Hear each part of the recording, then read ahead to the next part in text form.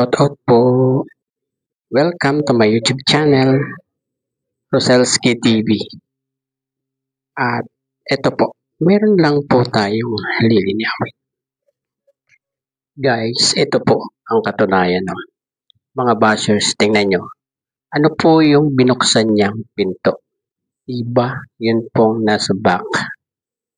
At inilagay niya yung gamit ni Biancy sa loob. Diba?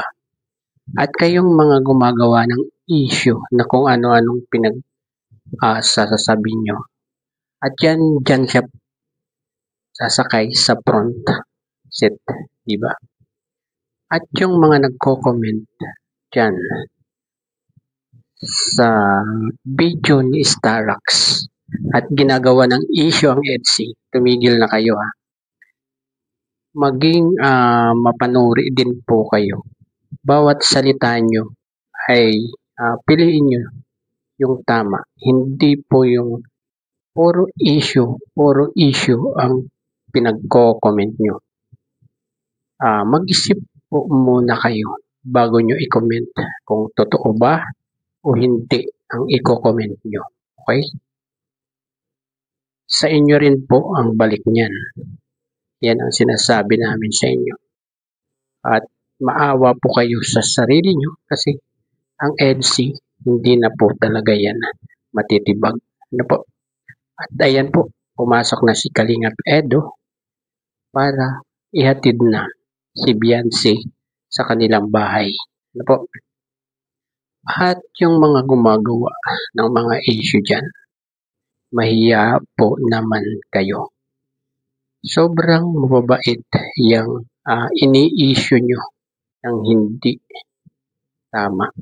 Ano po? At kung wala rin kayong masabi, wag na lang po kayong mag-comment. Ano? Nakakasakit lang po kayo ng damdamin ng inyong kapwa. Lalo't mababait naman ang inyong pinagsasalitaan ng kung ano-ano. Ano po? Kaya kayo na nandyan sa thumbnail ko, mahiya naman po kayo. Okay? At ayan po nakasakay na po sila diyan sa kotse ni Kalingap Edo. Nakahanda para ihatid na ang wifey niya sa bahay nila. Ano po? Ayan po. Ayan si Kalingap Edo. At ayun si Biancy. Nagbabay pa po siya kay Starax. Ayan po. Resibo na kung saan si Kalingap Edo talaga ang maghahatid kay Biancy.